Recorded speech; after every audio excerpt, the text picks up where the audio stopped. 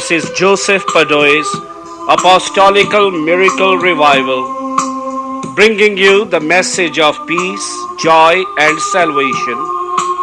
Jesus Christ, the same yesterday, today, and forever. Father, I pray for all those who are listening to this cassette. Righteous Father, let your Holy Spirit come upon each and every one of them. Lord, I ask you that you will help them, save them, deliver them from sickness, disease, and Satan. Let them know the joy of your salvation. Oh Father, open their understanding that they may be able to understand your word. Bless them, Jesus. Blessing of Father, Son, and Holy Spirit be upon each and every one of you. In Jesus' name, amen.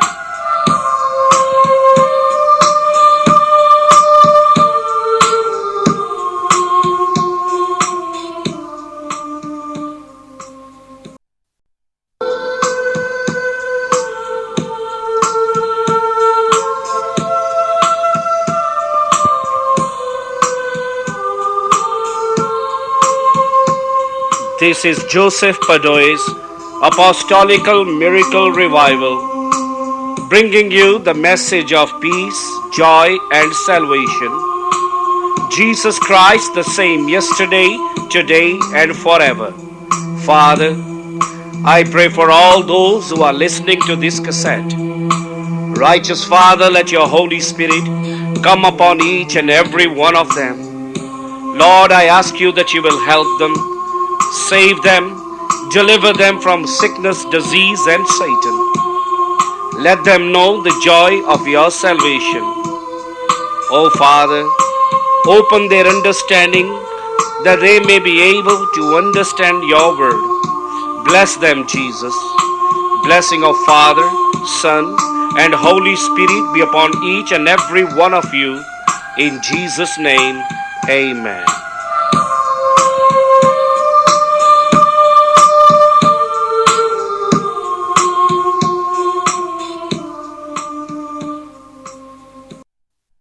We're going to read from Deuteronomy chapter 13. Deuteronomy chapter 13 deals with false prophets. So we read that, if there rise among you a prophet or a dreamer of dreams, and gives thee a sign of a wonder, and the sign or the wonder comes to pass, whereof he spake unto thee, saying, let us go after other gods, which you have not known, let us serve them. Thou shalt not hearken unto the words of that prophet, or that dreamers of dreams. For the Lord your God proveth you, to know whether you love God, Lord your God, with all of your heart, and with all your soul. You shall walk after the Lord your God, and fear him, and keep his commandments, and obey his voice.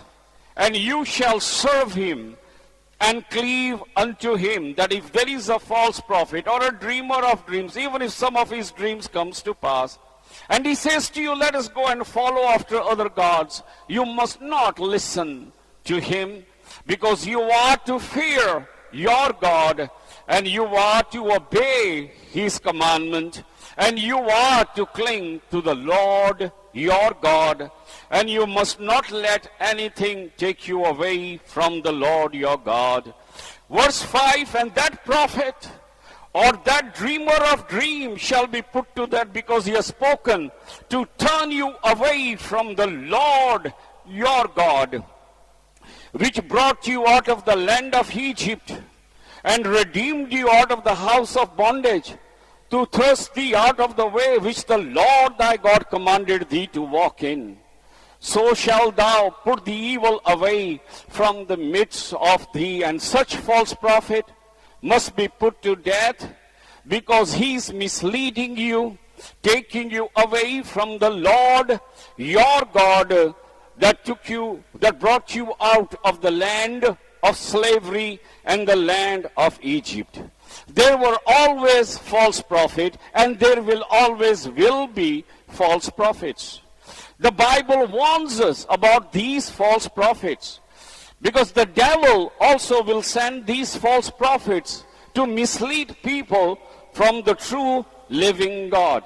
Even in the Old Testament and even in the New Testament, we are warned over and over again about the false prophets and about their ministries also. The Bible says that they will also do false signs and wonders. We read in the book of Revelation where the beast has a power to bring the fire down from heaven. And then we read the letters of Paul writing to various churches, telling them to hold on to the true teaching of the living God, because the devil will send many false prophets to deceive those who are believing in the Lord Jesus Christ. In the time of Jeremiah, the great prophet, Jeremiah told the king Ezekiah, the king of Judah, because the Nebuchadnezzar was coming with all of his army to fight against Zedekiah and against Israel. And Jeremiah said, listen to God's word. If you put yourself under Nebuchadnezzar, then you and your people will be saved. But nobody listens to Jeremiah. And there was another prophet whose name was Hananiah. He was a false prophet. He said to the king Zedekiah, don't listen to this man Jeremiah. This is God's word that I'm telling you. That within 2 years, God is to defeat the king Nebuchadnezzar and take him off many countries that he is ruling. And within 2 years, the vessel that the Nebuchadnezzar, the king of Babylon, has stolen, he will return those vessels back. But that was a lie, because this was God's prophecy through Jeremiah the prophet. Because God spoke to King Zedekiah many times through prophet Jeremiah and said to him, God said that if you repent and turn to the living God, even though Nebuchadnezzar is coming, God got power to stop him. And here God is giving him another way out, because Nebuchadnezzar did came, he stole the goods from God's temple and took it back. He's coming again to fight against Zedekiah, because Zedekiah rebels against the king Nebuchadnezzar, the king of Babylon. So Jeremiah also gives him the way of escape. This is God's way. Let Nebuchadnezzar rule, and let him rule over you also. Do what Nebuchadnezzar say. Put yourself under Nebuchadnezzar, because by doing that you're going to save yourself and your people from great destruction. But Zedekiah does not listen to Jeremiah, but he listens to the false prophets. That's how the world is today. Those who are false prophets, they'll have big churches, big gap. People will listen. But when you tell the truth, there's not many who will listen to that truth. Even Jesus said, he that is of the truth shall come to me. So you see, God's curse comes upon Hananiah, the false prophet, and he was killed. In the same year, he died on the 7th month, because God cursed him, because he prophesied wrong and falsely. And the Bible warns us over and over again about these false prophets. Especially St. Paul, he writes letters to various churches warning them about these false prophets. When we read Corinthians, when we read the letters of Galatia, when we read the other letters of Paul, we can see that how many claim to be Christian. They entered apostolic church, bringing various teachings and doctrines. Last week we read many of them were denying that there is a resurrection. And some of them were saying, unless you are circumcised, you cannot enter heaven. And some were saying, oh, resurrection has already passed. There were so many false teaching trying to enter within the apostolic church. But we can thank St. Paul that he was there to watch over them and warn them and get rid of these false prophets. But you see, you can't stop false prophets coming on this earth to deceive even God's very elect people, if it is possible. St. John warns us. Let's read these verses we can read. St. John warns us. Look in chapter 1, first letter, it says, beloved brethren, believe not every spirit. Try the spirit whether they are of God, because many false prophets are gone into the world. You see, when Jesus was crucified, died, Satan thought he got rid of Christ. He did not knew God's plan, that God was going to bring Jesus back from the dead. And when Jesus came back from the dead, he knew that he can't destroy Son of God, because he tried to. Even Jesus says, the prince of darkness comes to get me, but I got nothing of him in me. So Satan lost that battle. So then Satan sends armies of his angels. I can't destroy Christ, but I can deceive the Christians. I let them believe on Jesus, but give them a wrong doctrine, that they will just have a garment like on the cross of Calvary, but they'll miss the body, the truth of Jesus Christ. And here you see, St. John warns us, be careful of the dreams that you have. Be careful of the visions that you have, because the devil can masquerade himself into the angel of light. We are living in the world today, many children, I have dream. They are having dream every day. They are seeing visions every day. Many of them say, Jesus, come to me. I talk to him 2-3 hours. He come and sit on my bed. It's a lot of nonsense. God doesn't do silly things like that. There was a program on television. The lady, I think she was from Korea. And she had a vision. And she says, Jesus comes quite often to her and takes her to catch fishes. But God doesn't do stupid things. There are many churches, many Indians, I heard God's voice. Jesus came to me. But when you look at the teaching, you can see it's not God coming, it's the devil coming. Why are they tricked? Because the Bible says, beloved, believe not every spirit, but try the spirit.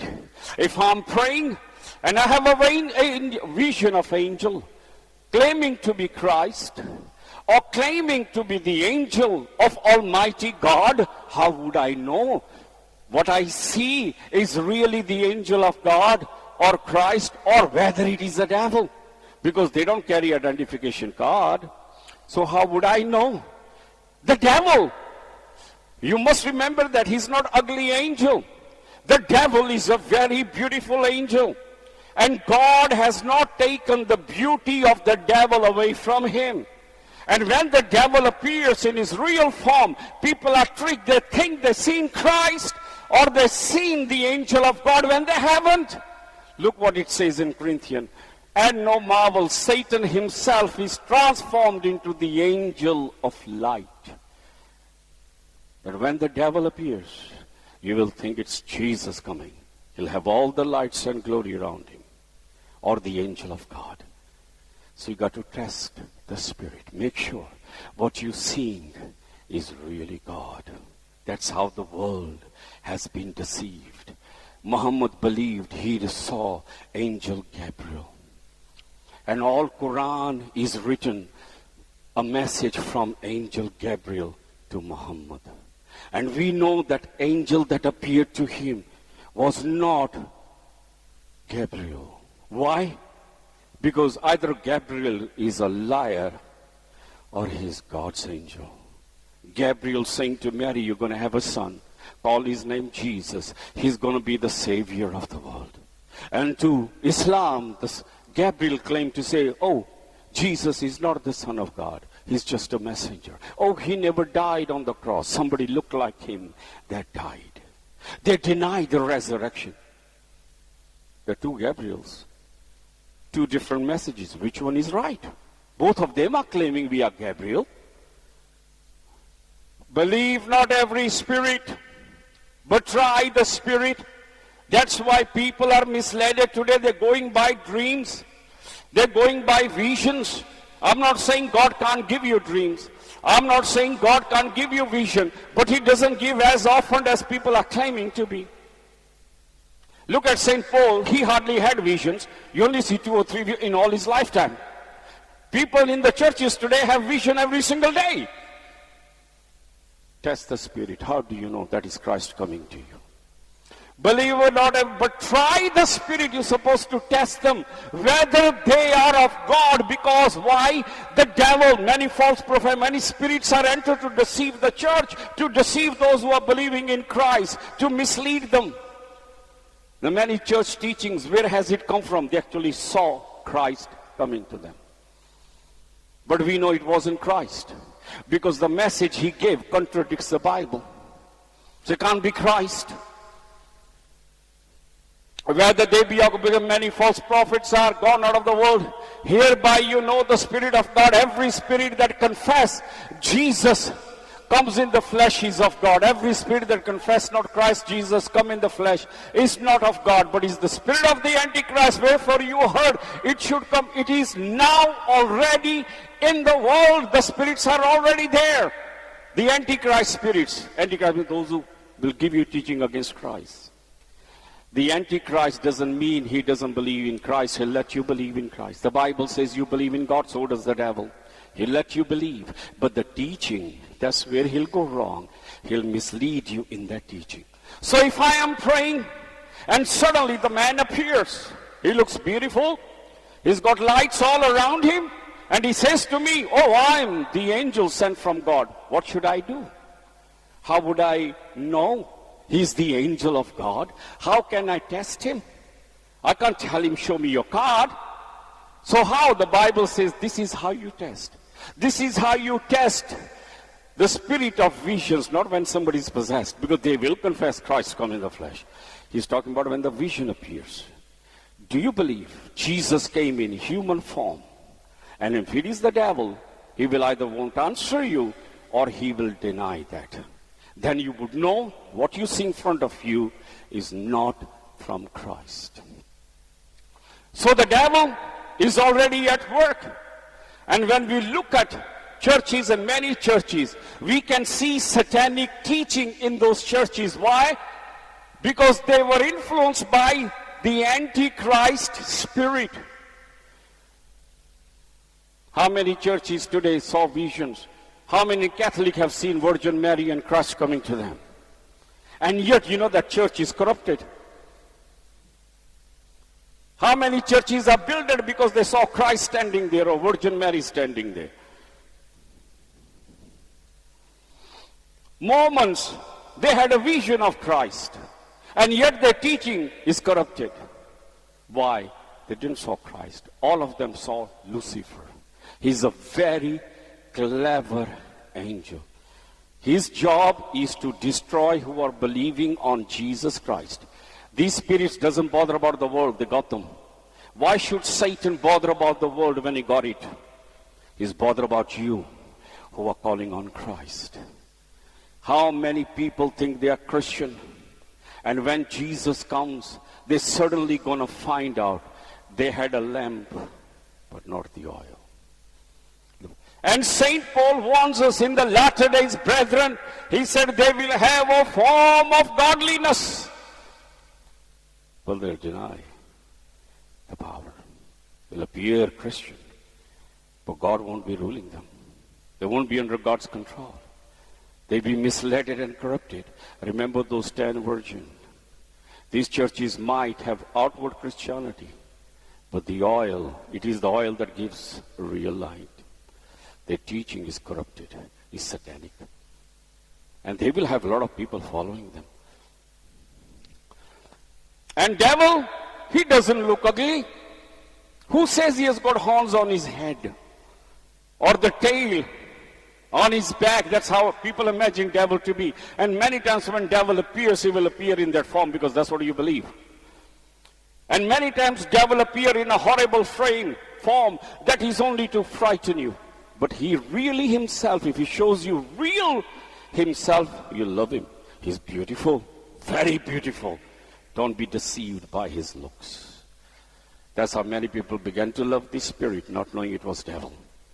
Remember, Christ is more beautiful than him. What Bible says, don't be amazed. Satan himself is transformed into the angel of light. And so are his disciples. Therefore it is not great thing that his minister also be transformed as the minister of righteousness, whose end shall be according to their works. So are his preachers. They appear that they are from God over the end. So we're living in the time when spirits are controlling, leading people, misleading many into hell.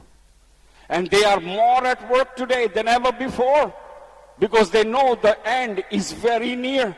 And they are to take as many people as they can away from Christ. He'll let you go to the church. He will let you believe on Jesus. But it is the teaching. What do you believe? That's where he will deceive. That is why it's called the Antichrist spirit. Let you believe in Christ. But his teaching, doctrine is against Christ teaching. Even Jesus himself said in Matthew, for there shall rise false Christ, false prophets shall show great signs and wonders.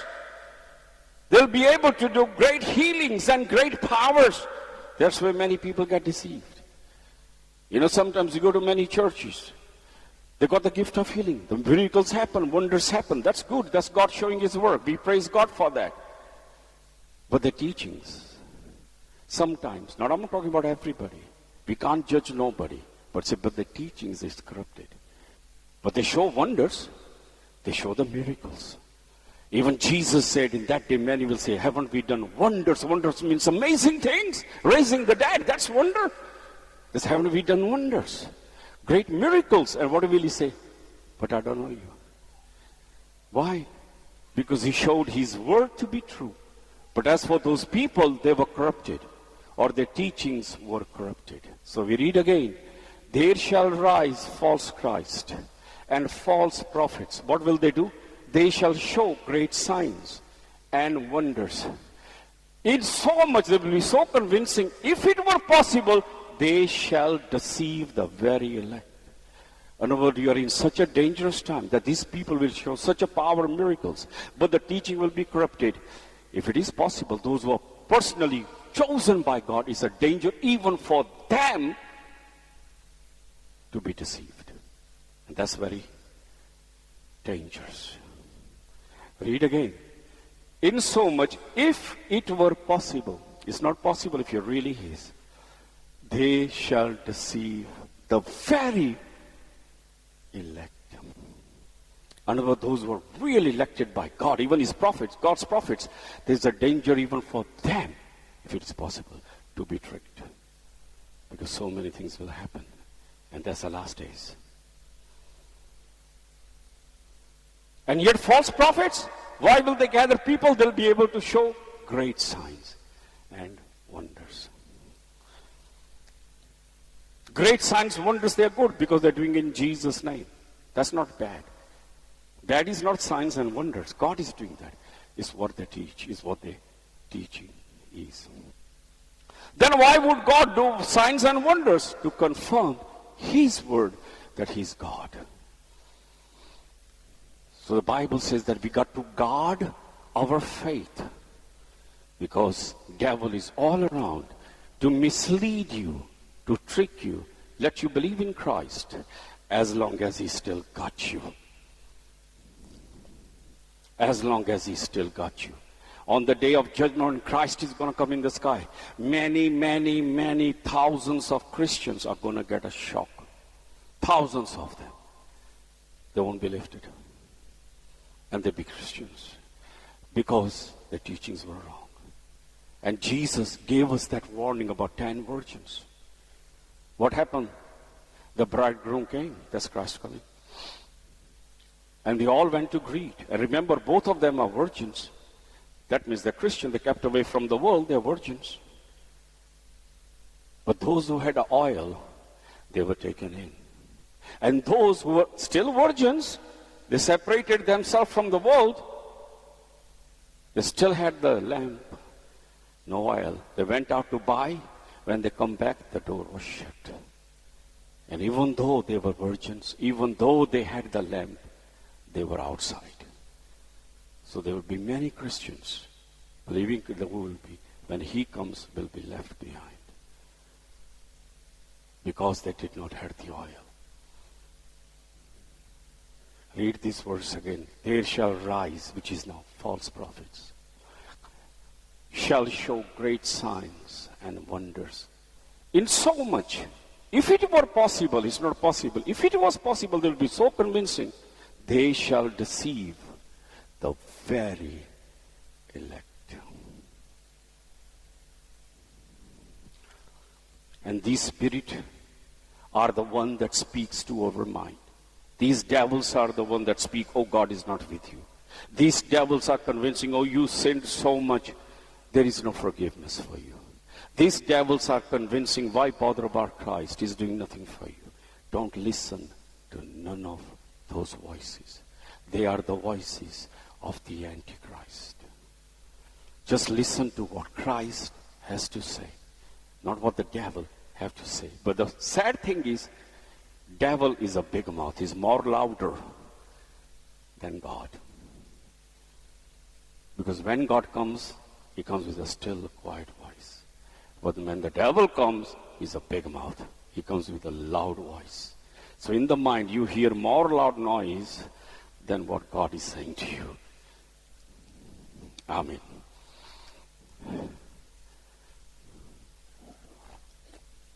That's why you can understand that why God in this verse warned the Jews that if there is a false prophet among them, that he must be put to death.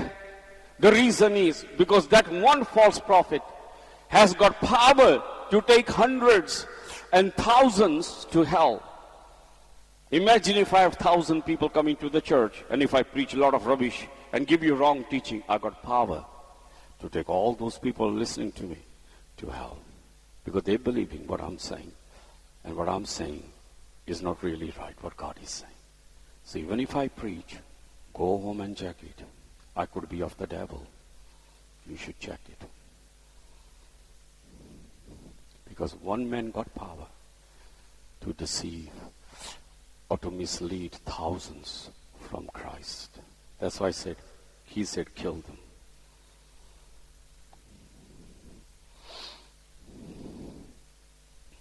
Verse 6, if thy brother, the son of your mother, or thy son, or thy daughter, or the wife of thy bosom, or thy friend, which is as thy own soul, entice thee, secretly saying, let us go and serve other gods, which you have not known, thou or nor thy fathers, namely of the gods of the people which are round about you, nigh unto you, or far off from you, from the one end of the earth even unto the other end of the earth. Thou shalt not consent unto them, nor hearken unto them, neither shalt thy eye pity him, neither shalt thou spare, neither shalt thou conceal him.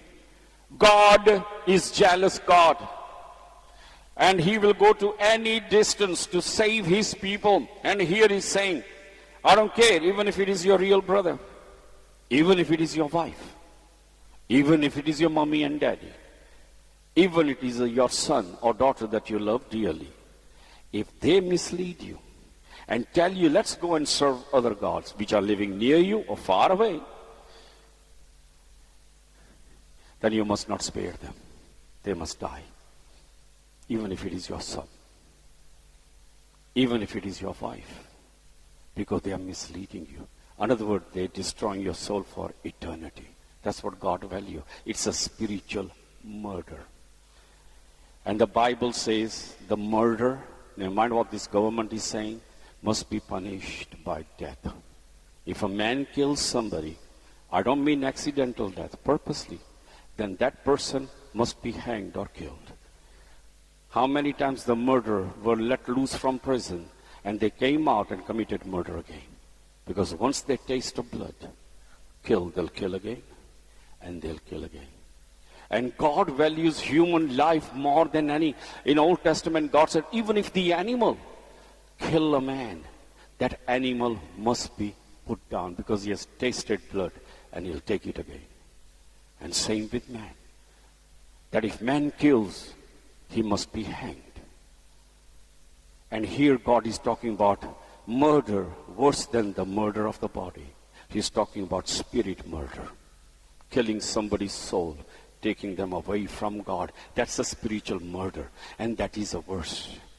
Because that murder will take you to hell for eternity. Not for future, eternity. So God values that. That's why I say, if you commit a spiritual murder, you must die. If you mislead somebody from God, if you take them to worship other gods and serve other gods, that person must die. Because he has killed your soul, destroyed you eternally. That's what he said. I don't care if it is your wife. God said, I don't care if it is a son that you love, no matter what we think, but the way God looks at it. I don't care if it is your best friend. If they mislead you and they tell you, let's go and serve other gods, whether they are living near or far gods, that if you spare them or hide them, then you will be punished also because you are guilty. Let's read that verse again, verse 18. 8. Thou shalt not consent unto you. You must not listen. Whether it is your wife or daughter or son or whoever tells you, let's go and worship other gods. You must not listen to them, nor hearken to them. Neither shall your eye have pity on him. Neither shall you spare him. He must be punished. He is misleading you. Neither shall you conceal him. Neither you will hide him. But thou shalt surely kill him. Thy hand shall be first upon him to put him to death. Afterwards, the hands of all the people.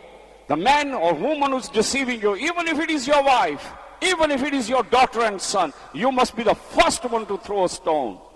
And the others can follow afterward. That's how much God values human soul to be saved. Has the thing changed in the time of Jesus? No. What did Jesus say? If anybody misleads these little children, it's better that the millstone be hanged around their neck and then thrown in the sea. In other words, it's better for them to die because they committed spiritual murder. They've taken somebody away from the true God. So this is very serious. You know, some of us, we done things, believed on Christ. I know some, I won't name them, yet they bow to the other gods because they come under the pressure of their relatives. Whether it was wedding or whatever it is, they done it. And you know how much danger you are? That knowing the true God, you actually bowed before Lucifer, no matter what pressure there was on you. You really need God to forgive you. But that's a terrible sin. There's more worse than stealing another. You had actually left the living God, knowing about him, and came under the pressure of people and actually bowed to the other gods. And when you bowed, you was bowing to Lucifer himself.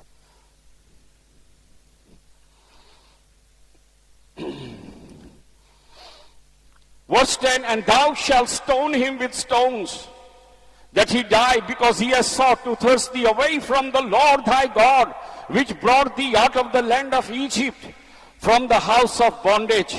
And all Israel shall hear and fear, and shall do no more any such wickedness as this is among you. Shall be done openly. Let people see that they might fear, never to do again. If thou shalt hear, say in one of the cities, which the Lord thy God has given thee to dwell there, saying, a certain man, the children of Belial, or children of Satan, are gone out of wickedness, usually Belial means wickedness, are gone out from among you, have withdrawn the inhabitant of that city, saying, let us go and serve other gods, which you have not known. Then shalt thou inquire and seek diligently, ask diligently, and behold, if it be the truth, the thing certain that such abomination is brought among you, thou shalt surely smite the inhabitant of that city with the edge of the sword, destroying it utterly, all that is therein, and the cattle thereof, and all with the edge of the sword. If you see that people of wickedness has gone to certain city, and they have deceived that city, made them worship another god, go there, find out if the matter is true. And if the matter is true, then you must kill everybody in that city with the edge of the sword. That's how much God is against worshipping other gods. And you must destroy them. 16, thou shalt gather all the spoil of it into the midst of a street thereof. Thou shalt burn with fire the city, all the spoil thereof, every whit for the Lord thy God. For it shall be an heap forever. It shall not be built again. Destroy that city. Set their houses on fire. Gather all the things that they have. Don't even take anything from their things. It is cursed. Burn it. Destroy it completely.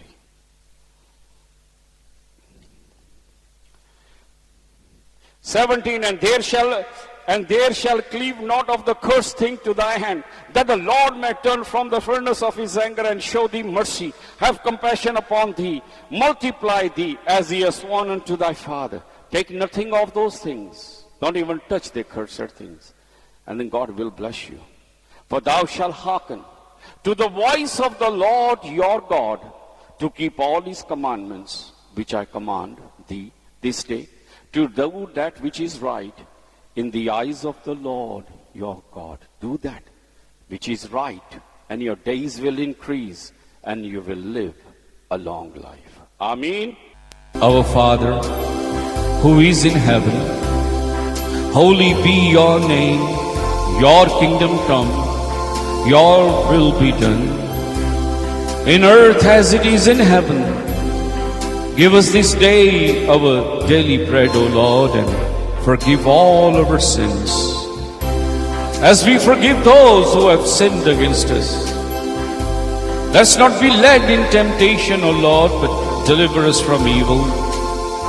For yours is the kingdom, the power, and glory, through Jesus our Lord. May the blessing of Jehovah, his Son Jesus Christ, the power of the Holy Spirit be on you. May God of Israel make his face to shine on you. May the Lord bless you in Jesus' name.